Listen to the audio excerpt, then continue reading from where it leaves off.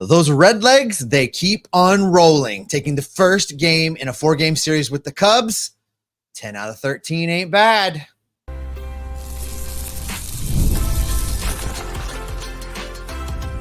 You are Locked On Reds, your daily Cincinnati Reds podcast, part of the Locked On Podcast Network, your team every day. You are Locked On Reds, your daily source for all things Cincinnati Reds. I'm Stephen Offenbaker. Joining me again in the guest host chair, it's Tim Daniel. We love the Reds. We love baseball. We have taken our love of this game and this team and this sport. We have turned it into information for you. Locked On Reds is part of the Locked On Podcast Network, your team every day. Every dayers today, we're going to be talking about a lot of good things. Tyler Stephenson continues to roll. That dude is in a groove. 2 for 2, scored 2 runs last night. He is doing great things. And how about Elly De La Monster shot? I'm talking about a blast right out of the right field seat. It obliterated a beer on the way. If you didn't see the replay, it's hilarious. Cubs fan gets drenched. It was perfect. Nick Lodolo is going to be pitching today, hoping to keep this streak alive, keep the good times rolling. We're going to get into all of that on today's episode, which is brought to you by Prize Picks, the easiest and most exciting way to play daily fantasy sports. Go to prizepicks.com/lockedonmlb and use the promo code, all lowercase letters, lockedonmlb, for a first deposit match of up to $100. All right, Tim, let's start with the big guy. Let's start with Tyler Stephenson. Because there have been times when people have been ready to replace Tyler Stephenson. There have been times where people have called for Luke Maile to get more of the playing time than Tyler Stephenson, but Tyler Stephenson has persevered. And this year he has looked very, very good offensively. He has looked very, very good behind the plate, and he's been doing a good job of throwing out runners. Now, he would have had a caught stealing in last night's game. The replay showed that the ball was there in time. The tag was on, but India just couldn't quite hang on to the ball. He's been doing a great job overall as catcher number one. Yeah, so the last 7 games, a 988 OPS has been tremendous. You're looking at situations where he's extending at bats, he's working counts, and he's not swinging at everything. He's really making the pitcher come to him instead of falling into the pitcher's tracks. This has been exactly what you want from him since he made his debut, since he got drafted. This is what you've wanted from him. And you mentioned it. So I recently talked to John Sadek on my show about Tyler Stephenson. And one of the things he pointed out was that Tyler Stephenson was in spring training before the Super Bowl. He was like getting his work in. And you can see that the work's paying off. He's just like, Ben and I say on my show all the time, we call it the believe in Ty Steve. And right now, if you don't believe in Ty Steve, you don't know baseball. So, all of these Reds, I mean, we've seen a tremendous difference in how they have looked offensively over the last 10, 12 days. Again, they've won 10 out of their last 13. Tyler Stephenson is another candidate to be National League Player of the Week kind of numbers. You look at his last 7 games, slash line 393, 452, 536. I will take that. Now look, everyone knows the running gag joke around here is to pick on me for my 40 home run Tyler Stephenson take from a year ago. Fine. Career, right? That should have specified, I guess. No, I said he was capable of 40 homers in a season with fresh legs, and it didn't ever really come to fruition. So I've learned a lesson from that, in that Tyler doesn't necessarily have to be a power hitter. He doesn't have to be a big basher. And this team has evolved so much from the time when I said that in the beginning of 2023 to now, that the pressure is off of him. He doesn't have to be the guy that drives the offense or carries the load or is the big bopper. He just has to be the best catcher on the team. And I think he's doing a fantastic job of that. And him being able to take the ball opposite way, him putting gap shot doubles out there, and then occasionally running into one for a dinger. And if he hits 15 home runs on the season, 20 home runs on the season, I think that's just a bonus. I'm really happy with how he's playing. I'm also happy with the toughness that he's demonstrating behind the plate. Yes. Pitching is hard and you get nicked up. We saw him take that ball off of his hand in last night's game, and all of America's children that were watching learned a new word when that ball hit Tyler Stephenson's hand. but he gutted it out. He toughed it out. He stayed in the game. He continued to catch, and he continued to play well. And that's what you really need from your number one catcher. You need a gritty, tough guy that's decent at the plate. Yeah. So going through right now, just looking at his Baseball Savant page while you were kind of running through your point there, Steve. Barrel percentage still in the 85 percentile, hard hit percentage still in the 80 percentile, whiff percentage is up to 82 percentile. That's just on the batting side. On the catching side, blocks above average, 81 percentile. Framing, 80 percentile. There's a lot of red on that page. There's a lot of beautiful red on Tyler Stephenson's Baseball Savant page. And it's my favorite website in the universe. I've lost hours of my day before looking at Baseball Savant. But man, just like, and then you mentioned, so like right now I'm looking at a spray chart and it's all over the outfield. And that's just so great to see. You mentioned it. So going back to that grand slam he had in April against Anaheim, that was an opposite field, hand speed, getting a hold of the ball and moving it the other way. And that was awesome. I've always been a huge Tyler Stephenson guy. I'm so happy to see this coming through.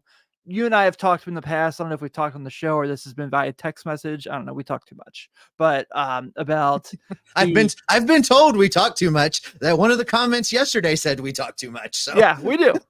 Guess what? We have a podcast. This is what we do. That's what we do. The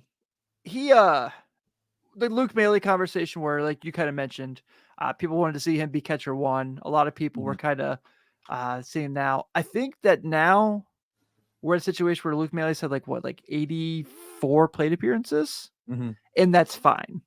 That's just where he needs to be. No, I praised that signing, and I know we've talked about this. I love Luke Maile. I've praised that signing. It was a no-brainer to bring him back. A guy that already knows the pitching staff, a guy that the pitchers are already comfortable with, and a guy that can give you a little bit here and there. Never intended to be a regular playing time kind of guy. So that's the best use of Luke Maile. They're using him that way now. I am all for it. You talk about Tyler Stephenson's home runs. Let's talk about another home run that was hit last night at Great American Ballpark, where Elly De La Cruz absolutely murdered a baseball. John Sadak said on air that it was just a little tick slower exit velocity than that ball had a family home run. It was just a little bit less, something like 114 off of Ellie's bat last night. Best part of that home run was the lady in the stands trying to catch it in her beer cup, and it obliterates the beer cup, and all the beer just dumps on the Cubs fan sitting next to her. So she had a red shirt on, Cubs fan sitting next to her, beer explodes onto the Cubs fan. I love it. But what I also love, Tim, is Elly De La Cruz is breaking out of his funk. We've seen home runs, over 2 home runs in the last 3 games. We've seen him go 3 for 4 the previous day. His bat speed is there. The exit velocity is there. I think he's about to go on a tear. How about the fact that he hit this home run on the 1-year anniversary of his big league call up? I thought that was pretty awesome. So you brought up the exit velocity. So Sarah Langs, who is the bomb, you need to be following her. If you're not following her, you're not a baseball fan. Simple as that. Tweeted yesterday after his home run. So this is the exact tweet. It says, Elly, 114.7 miles per hour. The 4th hardest hit ball under StatCast 2015, behind only Elly De La Cruz, 119.2 miles an hour, September 2023. Aristides Aquino, August 8th, 2019, 118.3. Elly De La Cruz, June 7th, 2023 at 114.8. Oh yeah, by the way, he debuted a year ago. So he's 3 of the top 4. Yeah. And he's only played for a year. I'm excited to see him break out. I think that people need to be reminded again that yes, he strikes out a lot. He's going to continue to strike out a lot. That's just going to be part of his game. But if you can strike out 30% of the time and still put up the numbers that he is able to put up, I'm okay with the strikeouts. Absolutely. There's going to be these ups and downs, just like any other baseball player. But I think he's getting ready to go on a heater at just the right time, because the Reds are playing a ton of in-division games over the next 6 weeks. And Elly De La Cruz being hot at the same time, Stephenson and India and Steer are all hot, and Candelario is hot. Pitching staff is good. They're going to make up ground, Tim. They're going to come charging back in the National League Central. Yeah, they're out of last place officially. So because the Pirates lost to the Dodgers yesterday as well. Between the Rockies and the first game of this Cubs series, he has 1 strikeout in those games. So Yeah, the contact's certainly there. I'm with you, man. I think that, this is just, we obviously always say it all the time. The sky's the limit for him, right? This is what we're talking about when we say that. That home run, it felt like it was just written to happen. Hunter Greene gives up the 2-run shot to Seiya Suzuki right in the half inning before. Frida walks. Frida walks, and then Benzie singles, Frida walks. It just felt like it was just bound to happen. It just felt like it was one of those moments, and it was awesome, man. And like you said, obviously the reaction of the Cubs fan who gets drenched in beer, the poor lady who lost like $18.77, Worth every penny, plus tax, every penny, plus absolutely. So, yeah, man, just an awesome moment. And I know we didn't talk. Do you want to talk about Hunter Greene, or do you want to? You know what? What we're gonna do? We're gonna take a break, and when we come back, we're gonna talk a little bit about Hunter Greene. We're gonna talk Will Benson, and we're gonna talk about some more of the great performances from the first game of this 4-game set with the Cubs. We're gonna be doing all of that coming up next.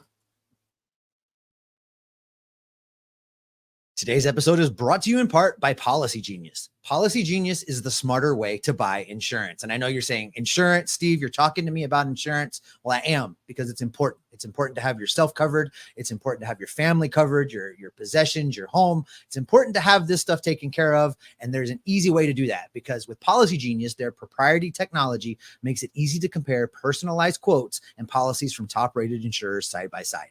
With Policy Genius, you can find life insurance policies that start at just $292 per year for $1 million in coverage.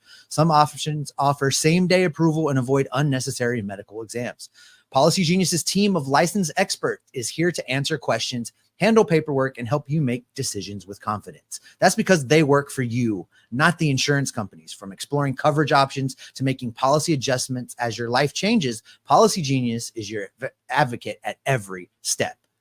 Check life insurance off your to-do list today in no time with Policy Genius. Head to policygenius.com/lockedonmlb or click the link in the description of today's episode to get your free life insurance quotes and see how much you could save. That's policygenius.com/lockedonmlb.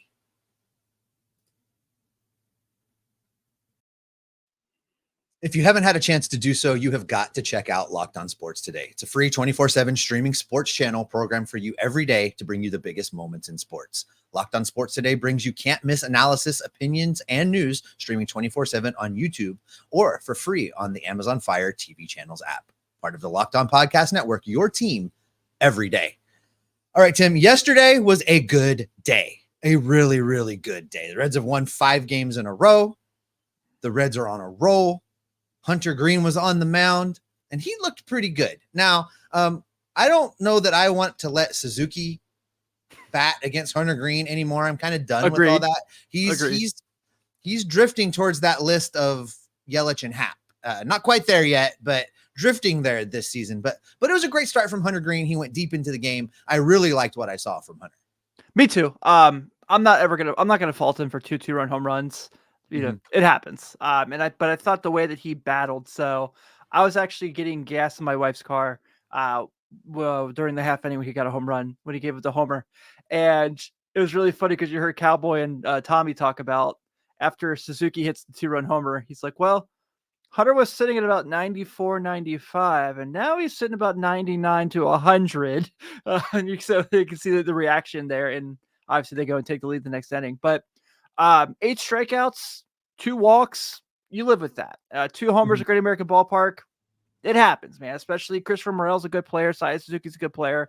But I thought he battled fantastically. He didn't have, when he gave up those home runs, he responded right away. It wasn't like he let the inning unravel. That was the word I was looking for. That was really difficult. But I know coming off that last Cubs game, the baseball card would say, 11 innings and 10 runs given up. I don't care. I thought today he responded very, very well, and I'm very, very pleased because he's probably going to get the ball in one of those Guardians games with the rotation news we're going to talk about a little later. Yeah, for me with him, he threw 111 pitches in this game. Tim went 6 2/3 deep into the game, took a ton of pressure off of the bullpen. Of the 111 pitches, he threw 70 for strikes. He was in the zone. He was, I felt like fairly pitch efficient. to be able to Agreed.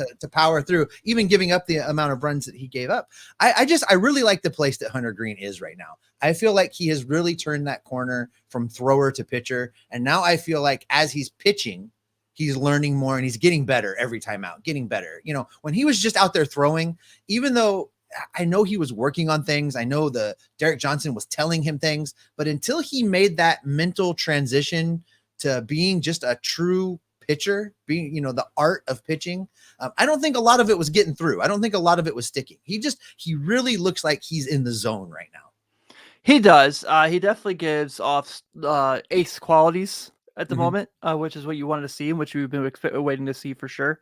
I think with him, we are seeing kind of, like you said, that maturation process is Mhm. just kind of, it's more and more glaring in a good way. It's Right. what you're seeing him become. It's what you expect from him. How many times do we see these games back in the day where he gives up a 2-run homer and it's just, you can see he's out of it. This time it's all right, whatever, give me the ball. Let's go. Let's get the next guy in the box. Let's make this happen. And I think that's exactly what you want from him to kind of respond. That's how the greats respond. And I still have every reason to believe he's going to be one of those greats at some point in his big league career. I also just love that we just never again, Steve, as Reds podcasters, have to have that conversation of, should he go to the bullpen? Please, no, we're never talking about that again. You know who was being considered for going to the bullpen, and we got an answer on it. I'm going to move this up out of order. I think it goes good right here, Tim. Let's talk a little bit about Graham Ashcraft. I was stunned to hear yesterday that the Reds just optioned him to Louisville. When Barry Larkin talked about it on the broadcast last night, he said that was a bold move. I think it was a bold move too. You know, obviously Graham Ashcraft is still in the long-term plans of this franchise. This organization wants a good Graham Ashcraft in the rotation, but for them to just outright be like, nope, you know what? We've got to activate Emilio Pagan. We're going to make a spot for him. You have been struggling. You need to go work on some things. You're going down to Louisville. That's bold. That's bold. Nick Krall. That's Nick Krall. That's Nick Krall not messing around. That's a firm decision implemented. And I mean, we've knocked this front office for not being willing to do things like that. And here we are. They sent Graham down. So, you know, I hope nothing but the best for him. I hope he goes down to Louisville and some kind of switch flicks and he's back here in no time. But in the meantime, as I say, they decided to use that spot to activate Emilio Pagan. The way the schedule works coming out of this Cub series, Tim, there's 2 off days next week. They're off Monday and Thursday. So they don't really need a 5th starter again until they're on the road in Pittsburgh. It looks like, if my math checking the boxes is correct. And I think it is. So that gives Brandon Williamson some time to get in a little bit more work. I'm still not convinced he's going to be ready by then. I think he might need another week after that. I would not be shocked at all to see either Nick Martinez get one more start just to bridge the gap out of the bullpen, or Carson Spires to come up and make a spot start and then head back down in that Pittsburgh series. I certainly think you're right. This is what's the word I'm looking for here? Okay. Take 2. All right. Yeah. So it's definitely shocking, but it's also nice in the sense that they were willing to do, not that he had to get sent down. That part's not great. Although I still very much believe in him. It's nice that you see this team being like, look, we need to win games and we need this spot for this reason. And we're going to go this route because, like you said, between this and the Will Myers just full on cut last year, I don't remember them making so many bold moves, and that's 2. So, right. It's been great to see that they're kind of just doing what's best for the team here and not, well, we're paying this guy XYZ amount of money. This is very interesting because of the Super 2 arbitration status of Graham Ashcraft is now kind of up in the air. So that kind of makes the conversation a little different. But as far as what you were mentioning, obviously they can go the Nick Martinez route, the Brent Suter opener route. They could go the bring Carson Spires up route. But it is nice that they have this situation where they really could just go on a 4-man rotation if they have to until that Pittsburgh series that you were talking about, if Brandon Williamson's not ready just yet. So for him, the way that Nate put it, for Nate Dotson put it, I was also on the Riverfront Red show last night, and he kind of mentioned that we've seen bull in the China shop Graham Ashcraft before, but now we're going to see angry bull in the China shop Graham Ashcraft, and that's going to be very fun to see. Yeah, I'm looking forward to see how Ashcraft responds to this, and I hope that he takes it to heart and gets better and gets back up here. But what it means is there's 9 relievers in this bullpen right now, and the bullpen looked great last night. Fernando Cruz comes in and gets a big out, gets out of that 7th inning, and kind of keeps the Reds' momentum moving forward. He got a strikeout for his 1/3 of an inning. Sam Moll comes in, pitches an inning, it's clean, strikes out a guy, doesn't walk anyone. Nice outing from Sam Moll. I wanted to get to this Alexis Diaz outing because I mean, you and I talked about this. I've been saying I don't like the amount of stretches there are where Diaz doesn't pitch at all. I would have loved to have seen them use him in Colorado. And here he comes, multiple days off. He comes into this game and walks the first batter that he sees. And I think that that is a byproduct of him not pitching enough. I think it takes him, he has to come in there and get a feel for the zone again and get a feel for what's going on. And then the adrenaline kicks in. And then, of course, he strikes out 3 guys to get out of the inning after the walk. And that's fine. Alexis Diaz is going to Alexis Diaz. But those walks, the walk in the first batter makes me crazy when you're talking about a guy that's supposed to be your lockdown reliever. It drives me bonkers. Well, first off, thank you for not saying the term closer, because I've been very vocal that I think it's a very stupid position. The fact that you think the fact that every team just so happens to only have one guy who can throw the 9th inning seems really silly to me. Neither here nor there. I agree with you. I thought that was definitely just kind of getting his legs underneath him after being off for so long. We mentioned it on yesterday's show that he was supposed to go in for that Colorado 9th inning when it was 8-7, but when it was 12-7, they ended up making the switch to bring Brent Suter in. And so for that case, he had not pitched since Wrigley. So that, obviously seeing him getting that route, it's kind of been a consistent trend for him. Not the sense that he's not pitching, he's getting all these days off, but his last 3 outings, he has started the inning with a walk.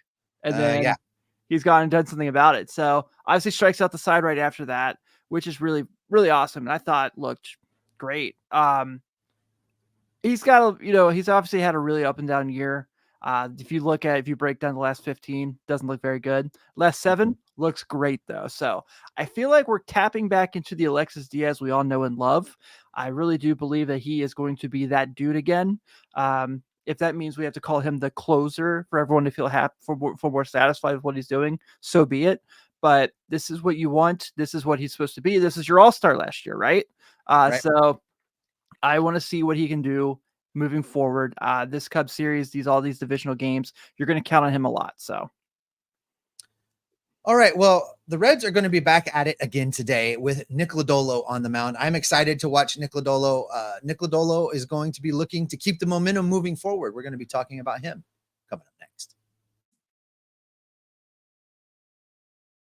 Baseball season is moving right along, and you can make some cash on Elly De La Cruz performances over on Prize Picks. Whether it's stolen bases, home runs, hits, or more, just pick more or less on Elly and add them to your Prize Pick entries today. If you think Ellie's gonna steal some bases, click more. If you think he's not, click less. If you think he's gonna get 3 hits, click more. If you think he's gonna get less, click less.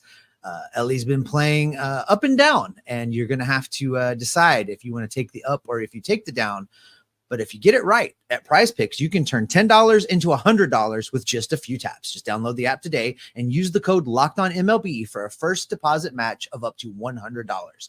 Prize Picks is really simple to play. I can make my picks and submit my entry in less than 60 seconds. They have quick withdrawals, easy game plays, and an enormous amount of selection of players and stat types to choose from. That's what makes Prize Picks the #1 fantasy sports app. So get in on the action with Prize Picks. Download the app today and use the code LOCKEDONMLB for your first deposit match of up to $100. That's code LOCKEDONMLB for up to a $100 match on your first deposit. Pick more, pick less. It's that easy. You can catch every pitch of the Reds' hometown broadcast with SiriusXM. Just download the SXM app and search the word Reds. Also, if you haven't checked it out yet, head over to CincinnatiRedsTalk.com. Jeff's writing about the Reds over there. I'm writing about the Reds. James Rapine's writing about the Reds. Austin Elmore's dropping in and writing about the Reds. Lots of great coverage of these Cincinnati Reds in written form at CincinnatiRedsTalk.com. All right, Tim, Nick Lodolo is on the mound. Nick Lodolo might be my favorite guy in this starting rotation. It's just so much fun. And then when that back foot breaker makes guys look silly, that's fun to watch. But like I said about Hunter Greene, where Hunter was becoming a true pitcher and embracing the art of pitching, I'm seeing a little bit of that in Nick Lodolo also with his use of the changeup. Prior to this year, he has not used a changeup as an out pitch, and he started doing that this year. And this is a game changer because now you've got a hitter in the box that has to look at 3 different things for an out pitch, and they all look different, but they're coming out of the same arm slot. And it's tremendous for what I think Nick Lodolo is going to be able to do with this and the success that he's going to continue to have. Off-speed run value, 82%. Sorry, had to break out my baseball savant again for Nick Lodolo. Everything, there's a lot of red on his page too. This is what is so awesome about Nick Lodolo. We talked about Hunter Greene's maturation process. I feel like Nick Lodolo is right there with him. And for a guy who missed 75, 80% of the season last year, to bounce back the way he did, getting his legs back underneath him and battling through spring training, battling through an injury already this year, to pick up and be better and not let last year phase him is so impressive. This is, and having these division games where he's going to get a chance to see teams that he's fairly familiar with only helps. Having him and Hunter Greene go back and forth, going back to back to each other is always exciting. 2 guys that you kind of headed you're betting on being the future of your rotation. And like you said, his pitch selection has been so great. That backdoor breaking ball, the batters swinging at pitches that are hitting them. It's so awesome to see. His sinker is obviously tremendous. This is going to be a really, really fun matchup because realistically, about mixed reviews from the current Cubs roster against him in his career. So if you, in hindsight, Cody Bellinger only has 3 at-bats against him, but has done pretty well. Nico Horner has the most at-bats against him of anybody with 8, has an 8.19. I was going to ask you if it concerns you that he's making back-to-back starts against the Chicago Cubs. He faced them his last time out. The Reds won 5-2 in that game. In that game, he pitched 6 innings. He allowed 2 earned runs on 7 hits, struck out 3, walked 1. It was a quality start from Nick Lodolo. Does it concern you that his next time out again is against those same Cubs where they may have more success against him? Not really. I feel like if you're that good, you're going to be that good no matter who you're going against. You're going to have bad games, but with him, I don't think he cares about those things. I think he's just a guy that it's my turn to take the ball that day, and I'm going to do what I can to take you out. And I think that's what's really impressive about him. So the Cubs have a lefty on the mound. It looks like Justin Steele is going to be going today for the Cubs. That means, a bunch of right-handers in the lineup. We'll see Stuart Fairchild probably leading off. We'll see them jam as much righties into this lineup as they can. I still feel like the right-handed lineup is not the best version of this team. It's better than it was earlier in the season, but it's still, I don't think, the best version of this team. I'm going to be interested to see how they do from a run production standpoint with the right-handed lineup in there, because they've been hitting really, really well. And I don't want to see that fall off. The nice thing is that, everybody seems to respond well to if they weren't in the starting lineup that day coming off the bench, and everybody, there's some guys that just struggle as pinch hitters, right? They struggle if they haven't been in there all day. And I don't see that from this bunch. Once they're in the game, they seem ready to go. So Justin Steele taking the mound. Did you by chance look at Tyler Stephenson, Spencer Steer's career numbers against one Justin Steele? I did not. Why don't you tell me what they are, since all right, drooling over them right now. So Spencer Steer's career OPS against Justin Steele is 1.556. Tyler Stephenson's is 1.566. Those are pretty good. Yeah. So combined 22 at bats against him between the two. Steer with 9, Stephenson with 13. Stephenson has a homer and 6 RBI. Steer just has an RBI, but guys, he probably is not a big fan of facing. On the same end, Stuart Fairchild, 7 at bats against him, 661 OPS. Elly De La Cruz and 6 at bats. He's yet to get a hit against them. But I feel like we kind of keep this going. We just talked about Tyler Stephenson. He's in this groove, and now he's going to have a favorable matchup against a pitcher he's done really well against the past. Well, and Steer has been no slouch lately either. He has been performing. He's another one of those guys whose numbers could have put him in the offensive player of the week conversation. I'm kind of looking forward. I would really like to see the Reds to continue to just bash on the Cubs. I know there were probably a lot of tears flowing in Mason last night. There'll be a lot of tears flowing in Mason the rest of this series if the Reds can go ahead and put together a series win. 4-game sweeps are incredibly difficult. I just, if the Reds can win this series, I'll take that as gravy. I called this a split when we talked about it yesterday. I'm still probably leaning that direction, but if the Reds can go out and win 2 in a row, if they can take the first 2 games of the series, I think much more likely that we get that series win. They won't lose 2 in a row. I don't think they're going to be leaning a lot. So you mentioned the all right-handed lineup. I wonder, so it's probably Fairchild, Friedel, Dunn in the outfield tomorrow. Mm-hmm. I mean, today, I assume. And then you're looking at a situation where Candelario. So yeah, really curious to see, is this the day Blake Dunn gets his first big league hit? Does he get it tonight? I think he does. It would be nice. I would like to see him get that first base knock. I don't know how long he's going to continue to be around, but I'd like to see him have some success while he's up here getting a taste of the major league level. 76 is not a good jersey number. It is not attractive on the back of a uniform. That is one that says don't rent an apartment. That's what that number means, folks. He's going to be heading back to Louisville probably when Noel V. Marte is ready to come up to the big league level. That's just my guess. All right, that's going to do it for this edition of Locked On Reds. Thanks so much for making Locked On Reds your first listen every day. Everydayers, I want to give a big shout out to Tim Daniel here for pinch hitting for Jeff Carr this week while Jeff was out in the Caribbean somewhere. He was having a better week than all of us. He texted us a really pretty picture this morning. Yeah, I know. Jesus really was just having a better week than all of us. But Jeff Carr will be back next week. We'll get back in the groove of things. Tim, thanks so much for filling in and being here. Love having you on. Take a second and just run everybody through what you've got cooking over at the Riverfront. Yeah, by all means. If you guys aren't sick of me from these 3 days I got to hang out with Steve on Locked On, check me out on Late Night Reds, part of the Riverfront Media Network. We're part of Blue Wire. I am on there Sunday nights live with our show at 9 p.m., myself and Ben Brown. We love having a live chat. The interaction's fantastic. It's a lot of fun. Sometimes Steve pops in there and jokes around with us and gets involved in the conversation. It's a great time. And then the podcast goes up Monday. So we have 3 shows on our Reds feed with myself. We have Nate and Chad Dotson on the Riverfront Reds show and their cast of misfits that they have that guest with them. And then we have Red Leg Roundtable every other week with Seth Shaner. Just had the Hall of Famer Marty Brenneman on. It's an awesome listen. Great episode, by the way. Great episode. That was a tremendous interview with Marty Brenneman. I enjoyed it immensely. I texted Seth and told him so. Great show. All right. Well, Tim, I appreciate you being here. Everybody still watching us, click like, click subscribe, click the bell, click all the things. Just click everything. Sign up for all of it. That way you don't miss anything that we're doing here on Locked On Reds. We'll be back in your feeds next week, or if there's breaking news over the weekend, we're going to keep you locked on Reds every single